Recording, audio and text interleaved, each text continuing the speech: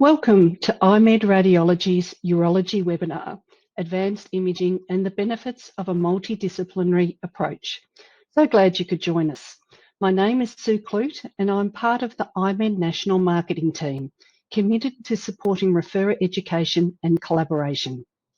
You may not realise, but the IMED Radiology Network is one of the largest providers of medical imaging in the world. Across Australia alone, IMED operates 250 clinics and performs over 6 million patient procedures each year.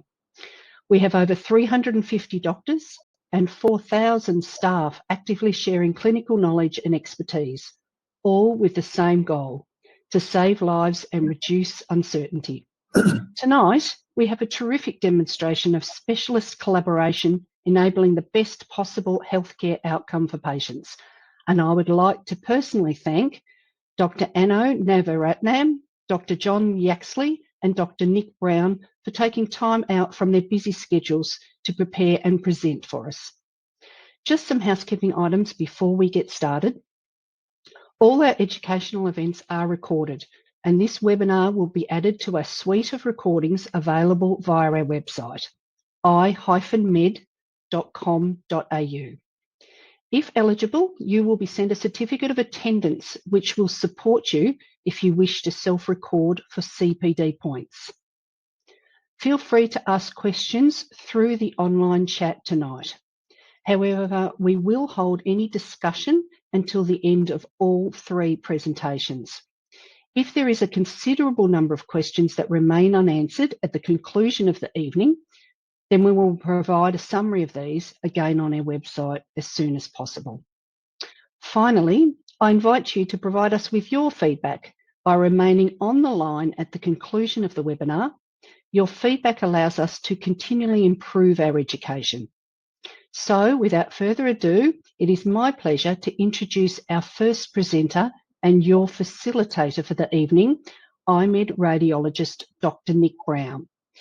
Dr. Brown is an interventional radiologist and clinical director of IMED Radiology at the Wesley Hospital, Queensland, and senior staff specialist in radiology at the Prince Charles Hospital, also in Queensland. He has completed a fellowship in interventional radiology with a subspecialist interest in interventional oncology. He has postgraduate qualifications in sports medicine, bioscience enterprise, and public health, which complements his work in radiology. He is active in research in uroradiology, oncology, sports medicine, and nuclear medicine, and has published numerous papers in peer-reviewed literature. I will now hand over to you. Thanks, Dr. Brown. Thank you, Sue, and welcome everyone to tonight's webinar on prostate cancer imaging and the importance of a collaborative approach to diagnosing and treating prostate cancer. It's a great pleasure for me to be chairing tonight's session, and we do look forward to a very interactive question and answer session at the end of tonight's talks. We're particularly thrilled to be hosting tonight's session with the Wesley Group having a very strong tradition around prostate imaging and prostate surgery on the back of the robotic prostate surgery that the urologists perform at the Wesley Hospital. The Wesley was recognised as a Centre of Excellence in 2018, and the Radiology Group has been recognised twice in 2014 and again last year as a Centre of Excellence in prostate imaging and cancer diagnosis. One of the defining aspects of our program, I think, and the reasons for our shared success has been the great collaboration that exists between radiologists and urologists. And in particular, this legacy is one of Les Thompson's and Rob Parkinson's, who very early on in the early days of MRI for prostate established one of the seminal research programs and clinical trials validating the benefit of MRI for prostate cancer diagnosis. This is a legacy that John and Anno both continue on today, and from that has spawned a whole raft of new interventions and new initiatives in the treatment and diagnosis of prostate cancer. And I really do think needs to be said from the outset that, quality programs in prostate cancer diagnosis really are a team sport. Urologists, radiologists, pathologists, med and radoncs, together with nurses and radiographers, we all have to work together to achieve the best results for our patients. And having a really strong MDT presence in these centres, in these hospitals, has been key to our success.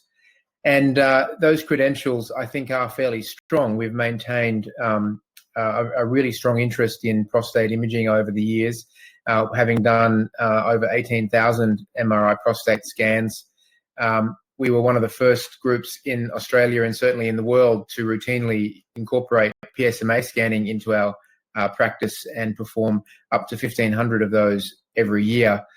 Our MRI-guided biopsy program is one of the biggest in the country, and to date we've done over 1,500 of these MRI-guided biopsies. So you can see that the use of MRI for diagnosing prostate and prostate cancer and guiding biopsies is obviously very clear. But if we cast our minds back to not that long ago, only 10 years ago, before MRI for prostate cancer was widespread, really what we needed at the time was a better way to image cancer inside the prostate. The PSA dilemma continues. The controversy around how best to use PSA was very strong 10 years ago. And together with the problems around not having targeted biopsies, we were seeing the overdetection of clinically insignificant cancers and the undersampling of clinically significant cancers. And so the challenge was really to find a way to improve the accuracy of diagnosing prostate cancer. And really what we needed was an imaging-based diagnosis stream that could be integrated with the other clinical information, including PSA values, that would help to detect more clinically significant cancers and would help us to not detect the clinically insignificant tumours. And these insignificant tumours are the ones that patients die with, not die from. And so the introduction of multi-parametric MRI for prostate really did revolutionise the detection and characterisation of prostate cancer.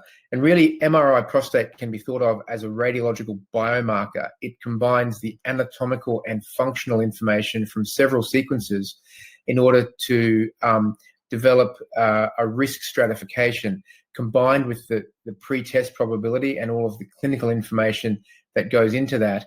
We're able to develop a picture of as to whether or not a particular prostate or a particular lesion within a prostate is high risk or low risk, and whether there may be the need for further biopsy or further investigation.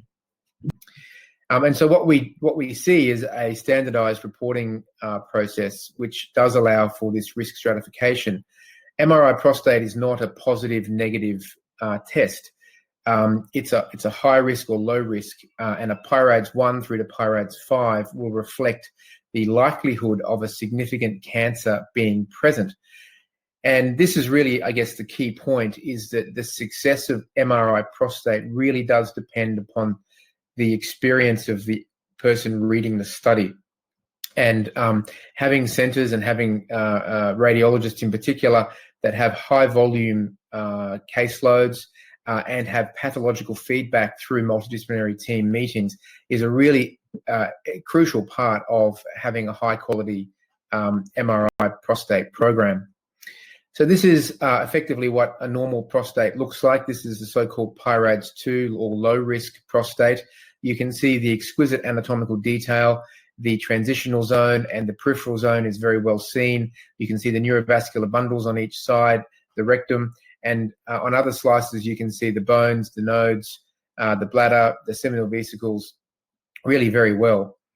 This is an example of a PIRADS 4 lesion. So this is a high risk or 80% chance of being significant cancer. And here you can see the low signal on the T2 image on the left, and the dynamic contrast enhancement on the right, which really does outline the potential tumor very well, and you can actually see there is extension of the dark patch in that right peripheral zone into the neurovascular bundle, and in fact extracapsular extension was confirmed on histopathology once the prostate had been resected.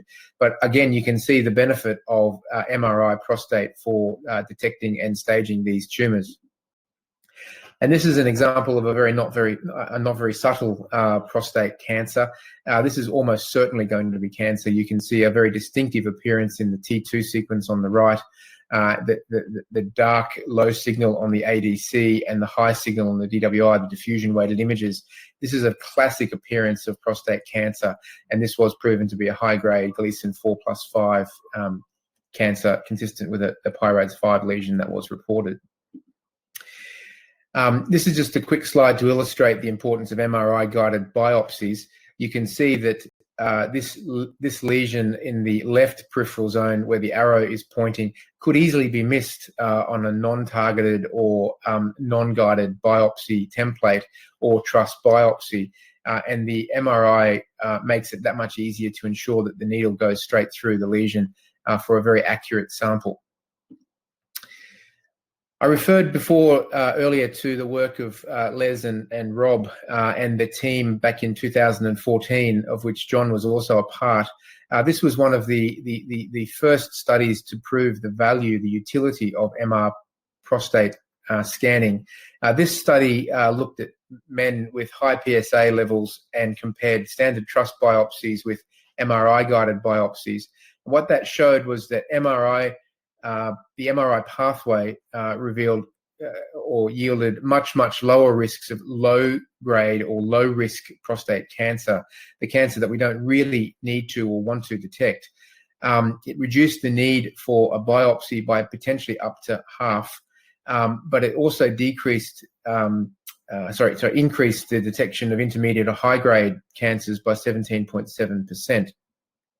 And this study was later validated again and confirmed with a later Cochrane review that was published in 2019. And you can see that MRI for detection of significant prostate cancers has a very high sensitivity and a very high negative predictive value.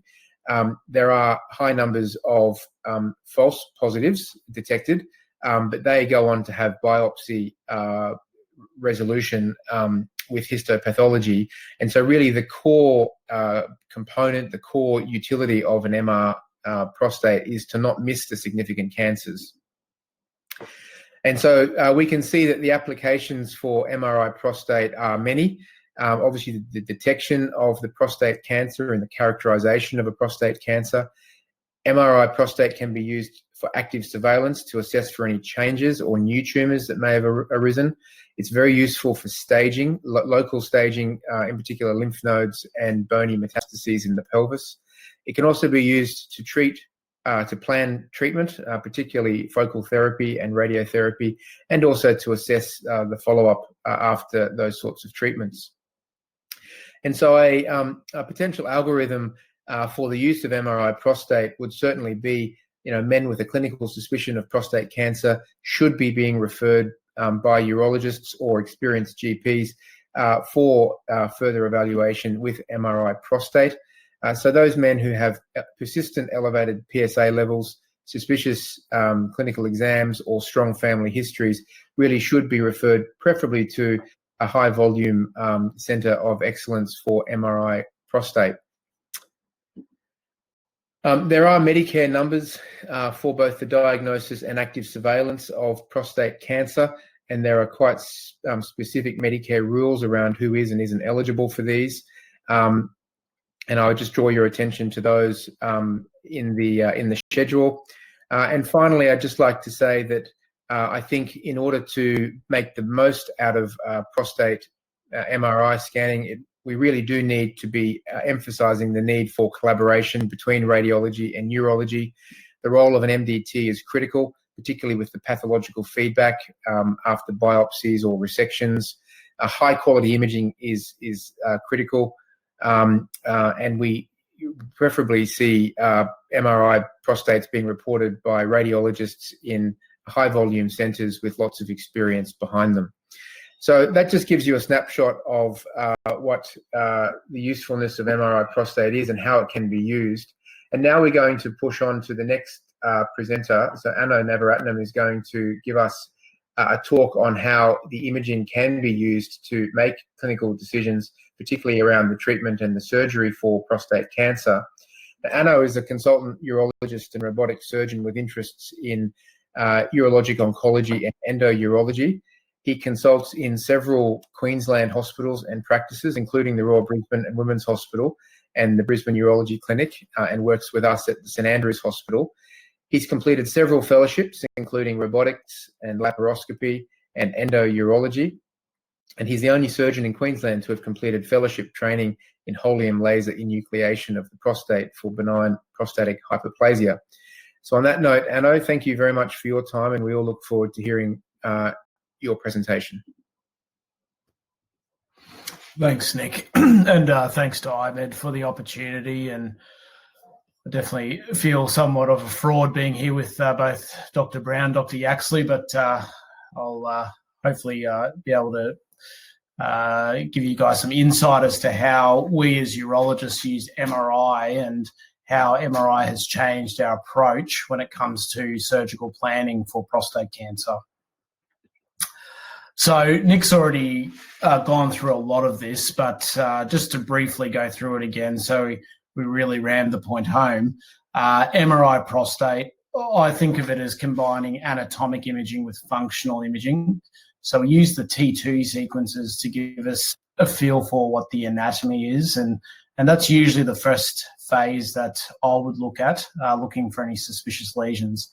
Then we add the functional imaging, which mostly consists of diffusion-weighted imaging, and then the derived apparent diffusion coefficient maps, or ADC maps as we call them. And then on top of this, we can add some dynamic contrast enhanced imaging. And we use all these different phases to come up with a score, as Nick mentioned, the PIRAD score. And we're up to the PIRADS 2.1 version now. And that tells us the likelihood of something being malignant. So whenever I see a patient with an MRI result, we do like to tell them what the likelihood is of their lesion being malignant, but we also put that with the proviso that it's not always 100% accurate. Ideally, patients in 2022 should be getting a 3 Tesla MRI, but in some more peripheral centres, you can still get good imaging, and if you have an experienced radiologist, you can still get information from a 1.5 Tesla MRI, but ideally the standard of care is to have the imaging done with a 3 Tesla machine. And these are the 3 images that I tend to look at when I review a patient. So in the middle, there's the T2 image, on the right, the DWI, and on the left, the ADC map. So we can see here very clearly that in the middle, there's a area of hypoattenuation. And so when we link the images and scroll through them together, we see on the DWI, we're looking for brightness or hyperintensity on the DWI. And you can see there on the right that that lesion is bright. And then what we're looking on the ADC map is for diffusion restriction. So I always remember this as ADC, the D stands for dark. So any malignant lesions tend to be dark on the ADC. So this is quite a classic appearing prostate cancer. And to hazard a guess without actually knowing, I'd call this a PIRADS 4 by the looks of it. It's all looks very well contained. So what's the evidence for MRI prostate? Well, Nick has also spoken about this, but the trial that everyone around the world talks about is the PROMISE study, which was from the UK, which compared MRI and trust to template transperineal biopsies. And this is the study that, you know, most meetings will go on about, which allowed us to use MRI in the investigation of elevated PSA and for the investigation of prostate cancer. And the key thing is that it allowed us to avoid unnecessarily biopsying patients. But more importantly, we were also finding more significant cancers. So the cancers that would be missed traditionally by trust biopsy, we were detecting these before we even get to the biopsy. So this changed to a practice-changing study that led to the pre-biopsy use of MRI. But what we've got to remember is that actually we in Australia had a study that showed this already by about 3 years ahead of its time. And as Nick alluded to, this was research done at the Wesley Hospital, led by Les Thompson, but Rob Parkinson is a radiologist at IMED, and Morgan Picorni. So we knew about this in Australia many years before the rest of the world knew about it. And in fact, when I did my fellowship in the States, it still wasn't the standard of care that patients were getting MRIs before their biopsies. So they thought I was a little bit crazy when I went over there speaking about it. But how have we validated these findings? We've validated these findings through comparison of MRI findings to histopathology. And there's been a lot of studies, but this is probably one of the more recent ones, and John's led the study on this, but quite a large series, again, from the Wesley Hospital, comparing MRI and PSMA PET scan to final prostatectomy specimens. And what we're trying to do with these further studies is try and answer the question, how can we use imaging to improve our operations and improve our oncological and functional outcomes for patients? So this study was specifically looking at predictive factors for predicting extracapsular extension, localized disease, and by using PSMA PET, which John will go through in a minute, and MRI, this study has shown that we can actually improve disease detection, but also improve our approach to these tumours operatively. So specifically with regards to the performance of MRI in this study, the positive predictive value for extraprostatic extension was 83%. So when we see an MRI now with extraprostatic extension, we don't really have to question that finding. We can be fairly confident that that finding is real, and that can make a big difference as to what sort of planes we're going to approach oncologically when it comes to a radical prostatectomy. It also showed, interestingly, that we can use the ADC score to predict upgrading of disease and the likelihood of T3 disease. So sometimes we see Pyradiv4 lesions where there might be some question about whether there's truly extracapsular extension or not. By definition, there isn't, but sometimes you get a report that says Pyradiv4 approaching the capsule but no extension. Well, if that lesion has quite a low ADC score, then or B value on the ADC map, then we can now say that it's more likely that there's going to be extracapsular extension at final histology. So again, in the setting of a robotic prostatectomy where we don't have tactile sensation, we don't have the ability to feel if a tumour is extending outside the capsule, we can use these tools to improve our outcomes. So one of the really big things is improving the use of MRI in surgical planning. So when I was a registrar as a trainee, when we approached any renal surgeries and renal tumours, the thing that was always hammered down to us was you must look at the imaging, you need to have a good foundation in interpreting cross-sectional imaging for renal tumours. It wasn't so much a point that was rammed home for prostate cancer, but with the popularisation of MRI and now PSMA PET scan, using imaging in the workup for prostate cancer and surgical planning is key and as important as it is in renal surgery. So I think as urologists, we're duty bound to improve our interpretation of MRI. And one of the themes of this talk and this series of talks is collaboration is important. So, we participate in multidisciplinary meetings. There's a few of the radiologists at St Andrews who probably dread the phone when it rings with my name on it. But that collaboration is really important, that you've got a good working relationship with your radiologist so that you're able to better interpret MRIs and learn from each other as to those findings. The other important thing to do is after your surgeries is review the histology and compare it to MRI. I often ask myself, does the MRI findings concur with the final histology? And does my biopsy and the MRI that I did before the operation make sense with the final histology? So there's 4 moments for MRI prostate when it comes to surgical planning in my mind.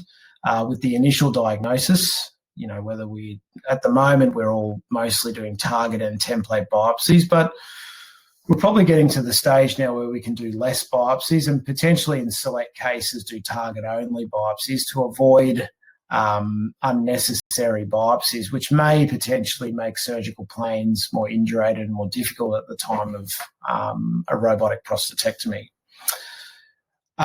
We're using it in staging, so for local staging. You know, we discuss these things in MDTs whenever there's discordant findings in particular. We're then comparing the MRI to the PSMA PET scan now. So what we're hoping to see when we have an MRI and when we stage them with a PET scan is that there's concordant avidity within the lesion of concern, and that has implications as to how aggressive you'll be with nerve sparing, which I'll go through in a second. I compare it to the biopsies, and then functionally, we get a lot of information with regards to the relationship of the nerve bundles to the prostate tumour, the prostate, urethral length. We can look at if there's a significant middle lobe that may cause us issues during the operation. So we don't have to go into these operations anymore completely blind. We can get a lot of information from the MRI. I then look at the MRI the day of surgery just to remind myself what the lay of the land is. And then post-operatively, I like to compare the final histology to the MRI. And that's mostly a learning tool to make sure that what I'm doing in my investigative pathway and biopsy pathway, that's a quality control measure to make sure that what I'm doing is accurate. So when we talk about prostate cancer and prostate surgery, we want to get an oncological outcome that's ideal with a clear margin, because there's no point, you know, getting a significant positive margin in someone who's chosen surgery, because you increase their chance of needing salvage radiotherapy later.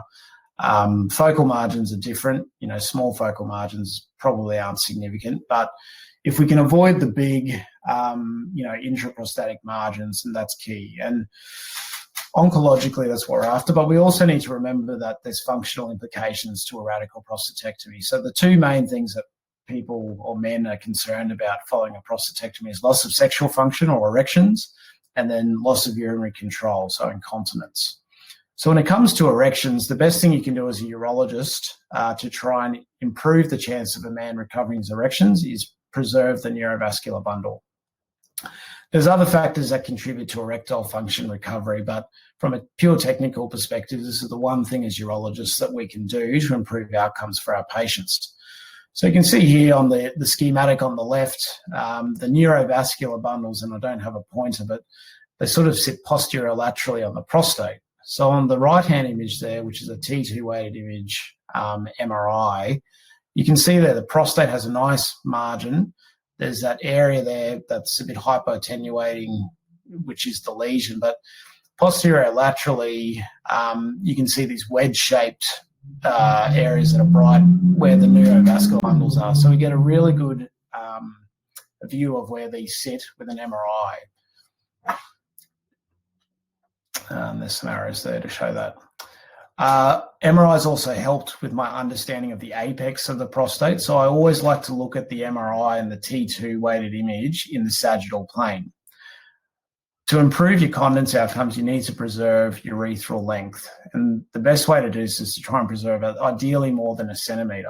Now, before MRI, the apex of the prostate was a bit of dark arts for me, you know, learning open surgery and even robotics. But one thing MRI has done, it's shown us that actually the plane here for the urethra is where that red line is, and where that green highlight is, that's actually DVC. So it'd be very easy to, before MRI, to come way too distal with your dissection and not preserve any urethral length. But we can get a sense for the urethra now based on the sagittal imaging. The other thing at the bladder neck, which I often look for, is if there's a middle lobe, because that'll be suggestive of whether I need to do a significant bladder neck reconstruction. So this is a case example here. This is a gentleman I treated recently. His PSA was between 4 and 5 with a low free to total ratio, which scored him a rebatable MRI of his prostate. We can see here in the left side of the peripheral zone, the middle image there, the T2, there's an area of hypoattenuation, and there's some corresponding faint brightness on the DWI with corresponding dark lesion in the ADC. So putting that very simply, that's very likely to be a prostate cancer, and that was graded as a Pyradiv4. So I did a biopsy on him, and I did target and template biopsies. Now, interestingly, my target biopsies came back as Gleason 3 plus 4 equals 7. But if you look at the one above it, left posterior apex, there ended up being some Gleason 9 disease. So what's probably happened is with the target lesion, I've shaved the lesion, and then my apex is made up for and actually found the real lesion, which is the Gleason 9. So this guy has high-risk prostate cancer. So he's a 67-year-old gentleman with good sexual function. I did a PET scan to stage him, and the lesion ended up having an SUV max of 5.3. So this man was wondering what I could do to preserve his erections. Now, with Gleason 9, with an MRI showing some diffusion restriction in that area, there was a question about close capsular contact, but no breach of the capsule. And then when I looked at the PSMA, there's a significant SUV max of 5.3. That allowed me to basically say, look, to get a clear margin here, I'm going to need to non-nerve spare on the left. But on the right, there's no lesions on the MRI. There's no avidity in the prostate. So we could spare his nerves at least on the one side. So that's what I counseled him on. And, you know, that doesn't guarantee anything, but at least we're sparing some neurovascular bundle. So this is a video. This isn't actually the case that we're speaking about, but it's a very similar case. And basically the contralateral applies. So if we could play the video, that'd be good. So we can see there that I'm doing a very high aggressive nerve spare on the left-hand side because I'm very confident based on the MRI and my biopsy findings that even if there is cancer on this side, it's all encapsulated within the prostate. So, you know, I'm really hugging the prostate here, sparing his bundles. And look, this is the advantage of robotic surgery. We've got pneumoperitoneum. You know, we don't actually lose a lot of blood doing this process like we did in the open era. We can be very athermal and spare a bundle on the left there. On the right, I've gone wide. And now this part here is how I approach the apex. And looking at the MRI, I know where the DVC is, and I really like to cut back on the DVC. And you can see here, I'm really cutting back on the apex of the prostate, preserving as much urethral length as possible. And again, having that information from the MRI showing that there's no tumours anteriorly, and my biopsy showing that there's not really significant disease anteriorly and at the apex, I can really cut back on the prostate and be quite safe doing that. So the final slide here shows, or the final view, on the right-hand side, non-nerve sparing, I've basically not left any nerve bundles there at all. And on the left, there's a nice veil with a high release there. So this is the final histology. So this is what we talk about comparing histology to the MRI. So the main lesion was on the left-hand side, and we have a great pathology company here in Brisbane called Aquesta. They'll tell us the location of the tumour, how big it is. It was a Gleason 9 tumour. You can see there that there was carcinomatous involvement of the left neurovascular bundle. So the MRI allowed me not to make the mistake of preserving the nerve bundle. So I went nice and wide, and we've got a clear margin there. And his pathological stage was T3A. So with all that information I got from the imaging pre-op, I was able to give this patient a really good oncological outcome. So in summary, I think MRI plays an essential role for surgical planning, and it's really the standard of care to have an MRI before you do any robotic prostatectomy in 2022.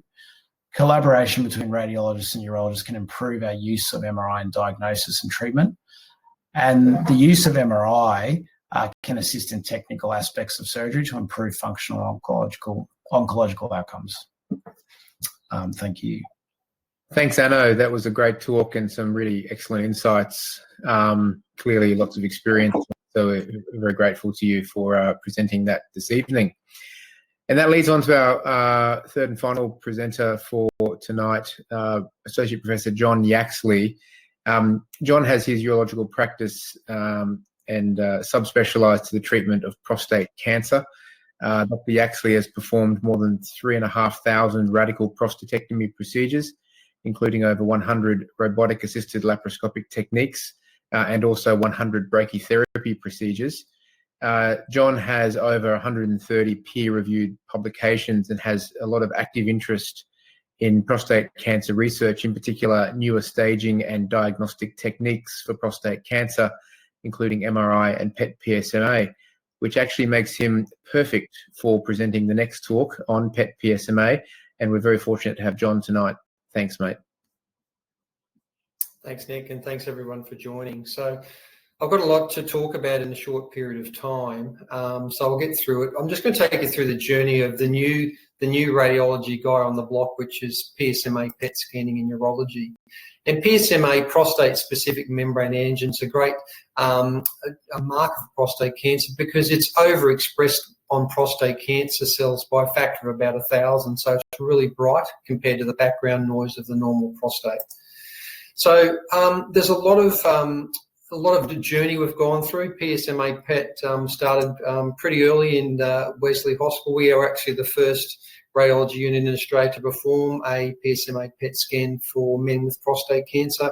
We've done a lot of studies, a lot of examinations since that time. So I'm going to take you through the journey of our experience in an evidence-based medicine way from what we've achieved at the Wesley Medical Imaging in collaboration with some fantastic radiologists that we have, and also my fantastic urological colleagues. So the first way PSMA PET came into our clinical practice was in looking for recurrent disease after primary treatment of prostate cancer. So they've had their primary treatment and the cancer has recurred. And for the GPs in the audience, the big trigger after someone's had a radical prostatectomy is if their PSA elevates above 0.2, that's a marker that they have a recurrent disease. And so if you look here, PSMA PET scan can pick up about a quarter of those men in that sweet spot. That PSA between 0.2 and 0.5 is a sweet spot to refer people for salvage radiotherapy to mop up any microscopic cells that we couldn't see on histology or at the time of radical prostatectomy.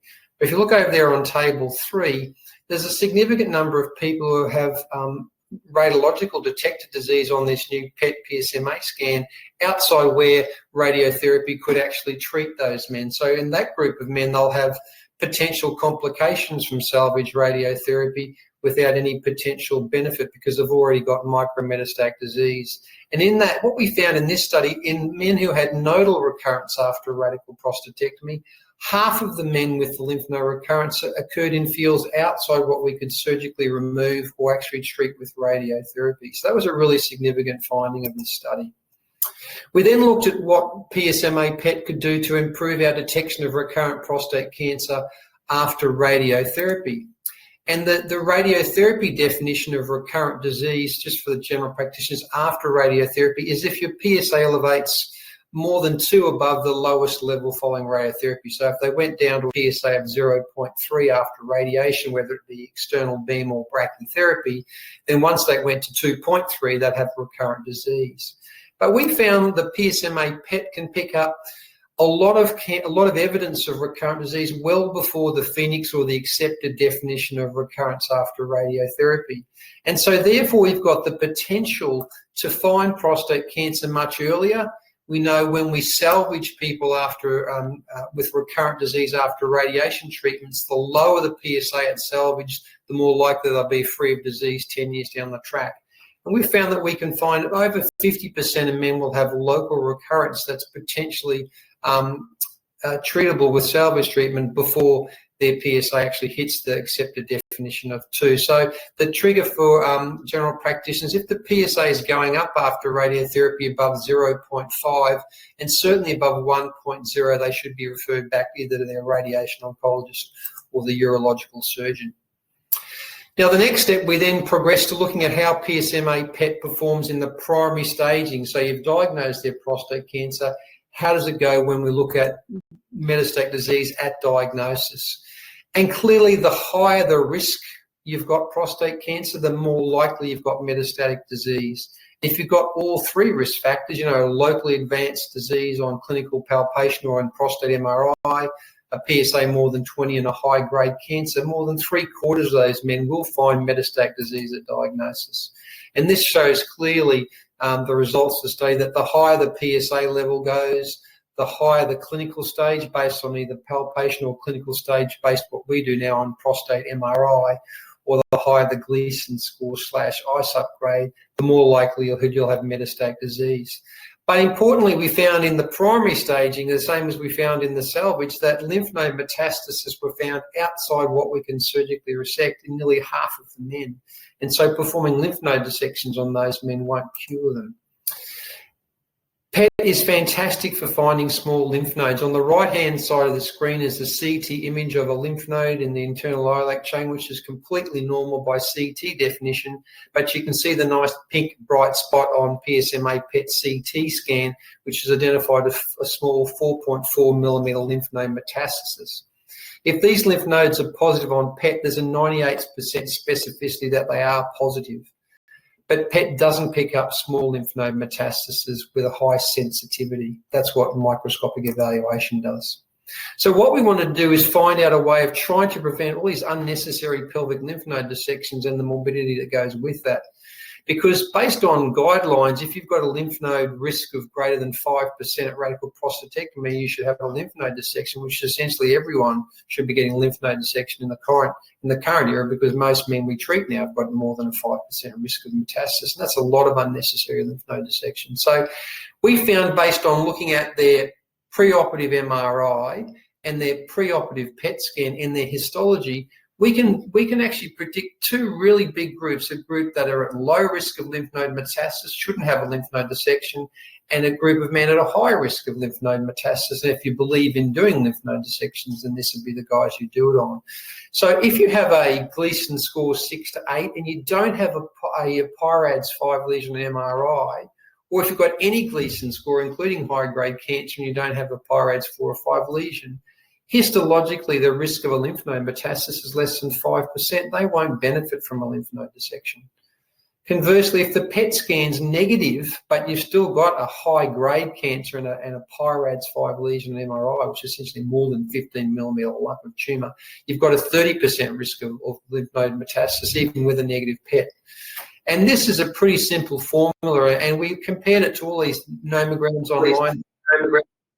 The Capra nomogram, the MSCK, and the Brigani nomograms, they didn't improve the prediction of this model. So it's a pretty simple model.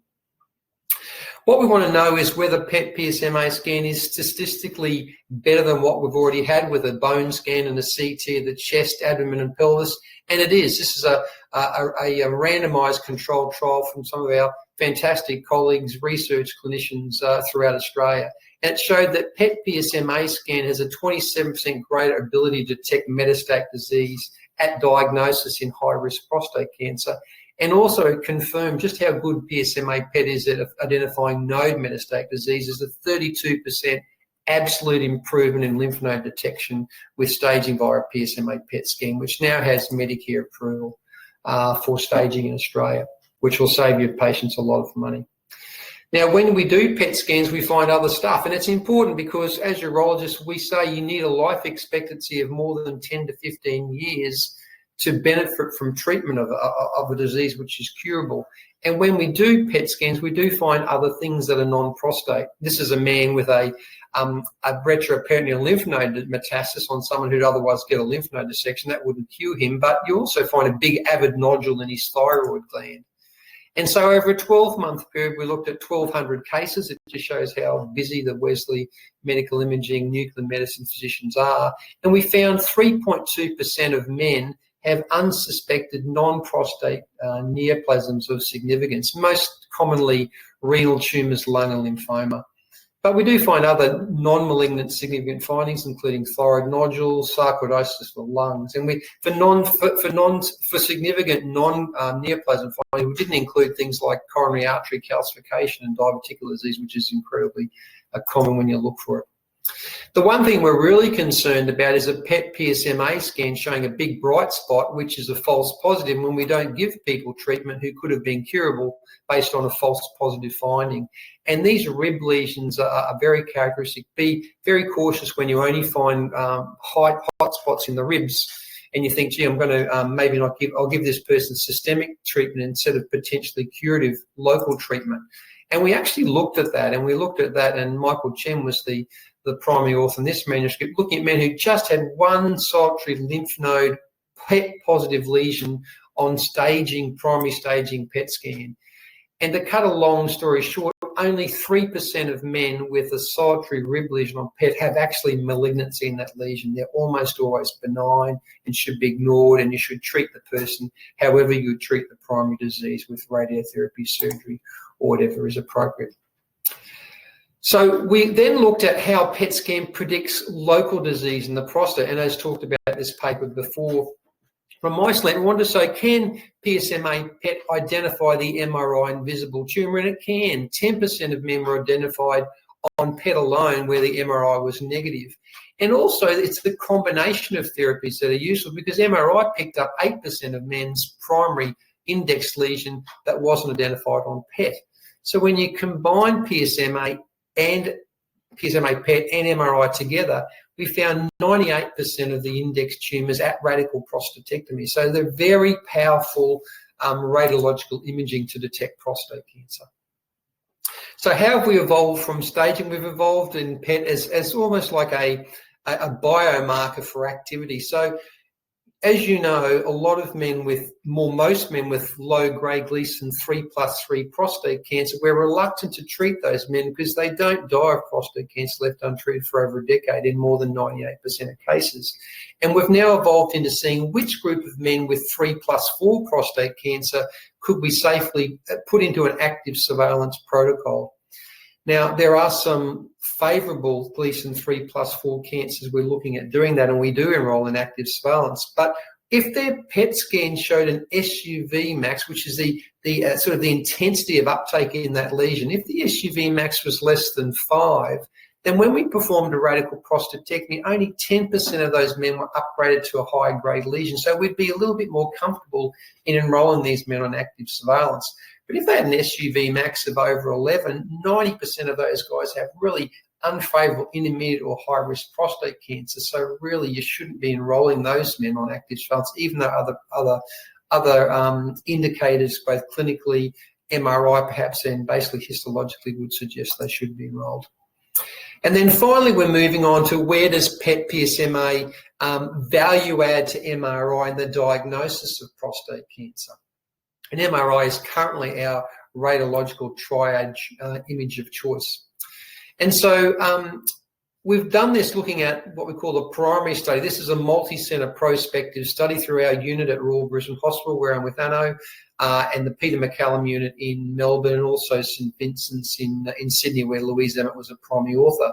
And we showed when we compared PSMA PET and MRI to what we found on histology, there was no difference between PSMA PET and MRI in predicting prostate cancer. The negative predictive value was the same, the sensitivity, specificity, and positive predictive value were almost the same as well. But when we added PSMA PET onto an MRI, we improved the negative predictive value and also the sensitivity to detect prostate cancer above MRI alone.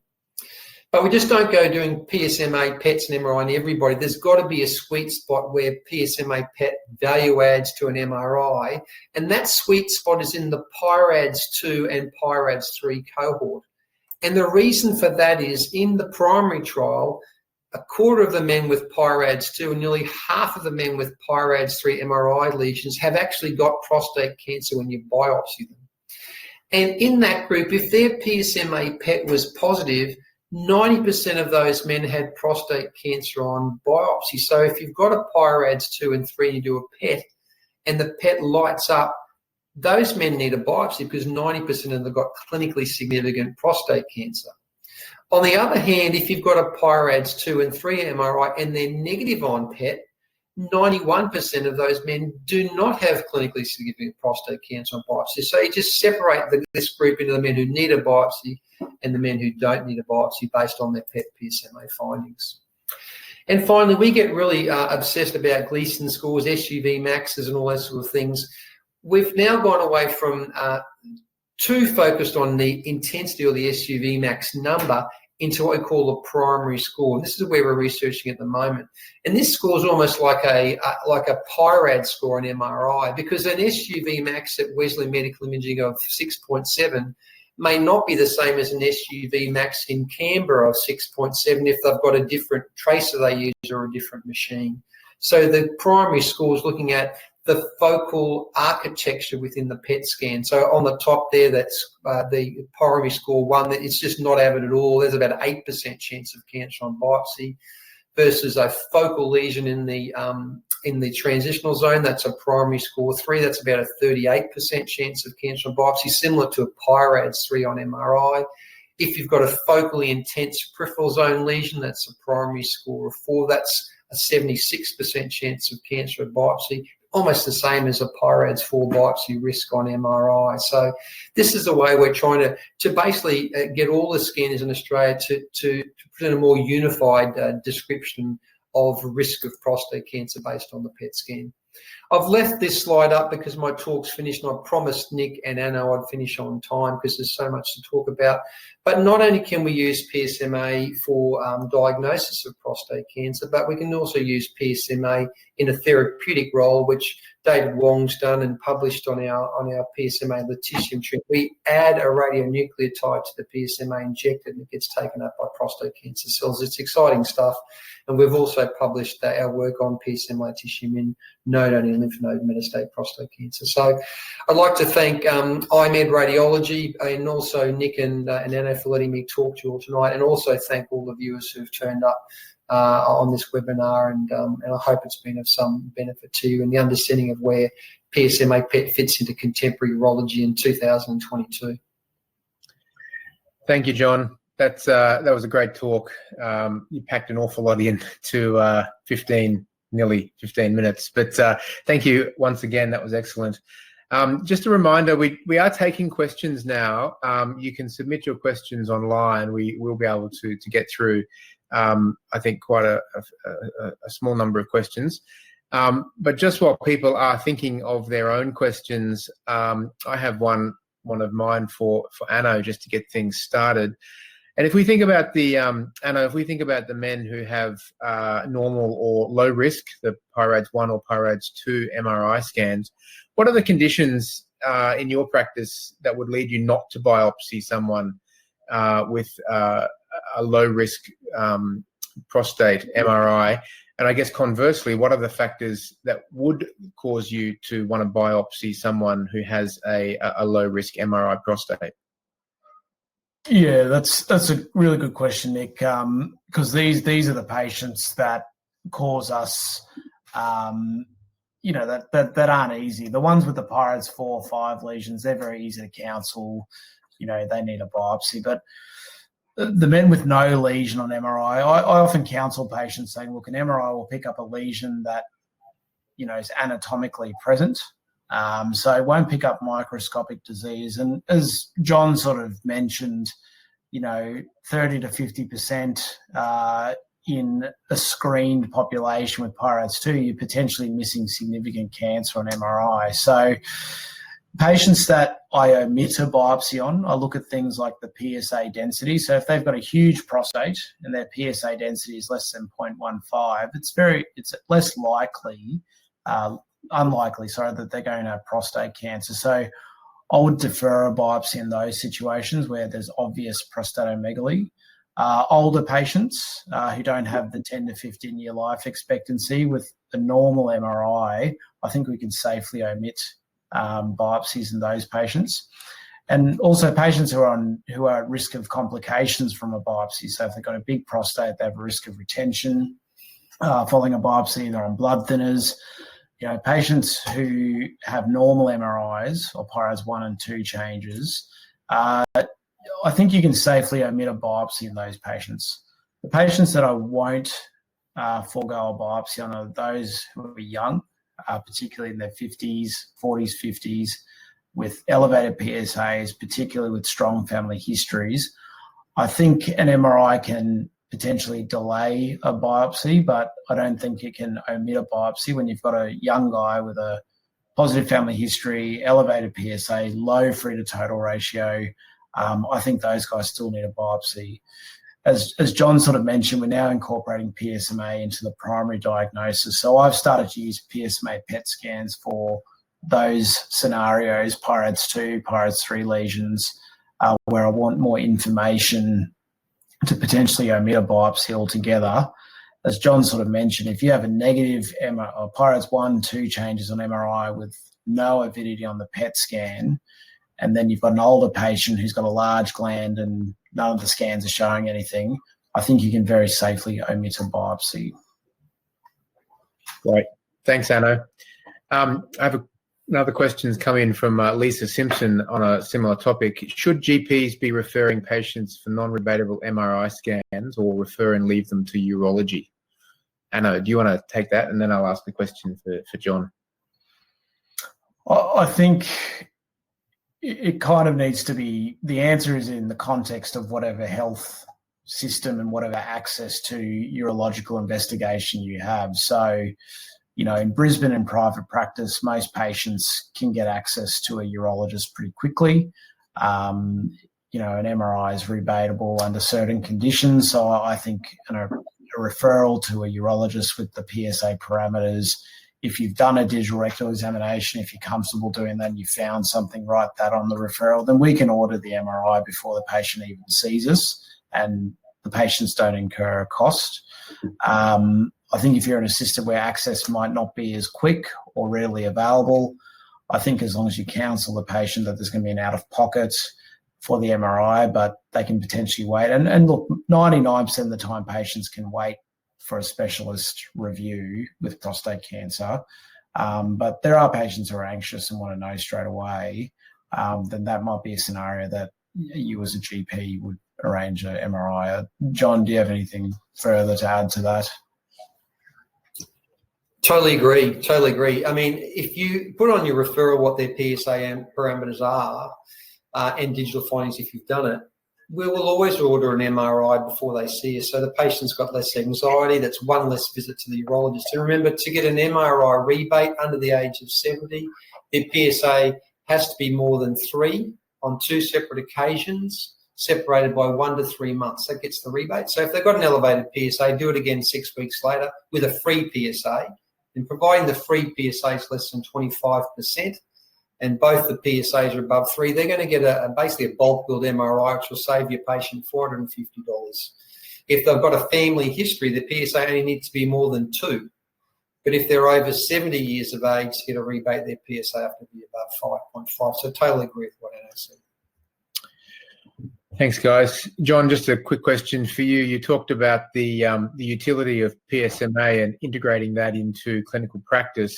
Everything is evolving so quickly. Can you just summarise for us in your practice, how do you use PET PSMA? Would you ever use PET PSMA prior to biopsy? And when do you use PET PSMA after biopsy? So I use PET PSMA before a biopsy for the MRI triage concern, the Pyradiv4 or 3. I know it was really good. So if you've got an MRI in an elderly gentleman with a really large prostate, they've got a massive prostate, that can explain their PSA. The PSA has been going up very slowly, no family history. We're all pretty comfortable in watching that and then for a time period. I mean, the PSA may go up, you'll biopsy down the track. If you've got a gentleman with a strong family history, father and a brother with prostate cancer, their PSA has been rising of concern.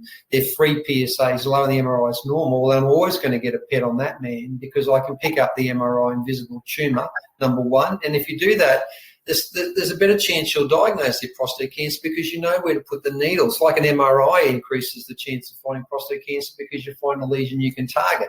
If you've got a negative MRI and you've got a positive PET scan, you're going to increase the risk of diagnosing prostate cancer because you've got a target. And so that's where I'd use it in the diagnostic setting.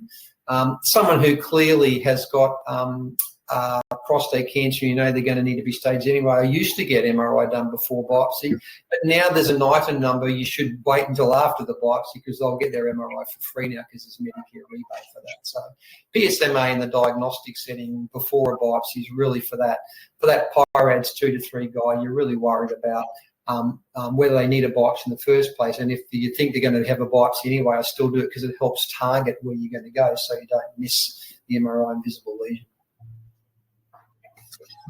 Great. A question from Evan Arnfield. What is the chance of metastasis in true ISUP2 prostate cancer? So that's Gleason, moderate risk, Gleason 3+4.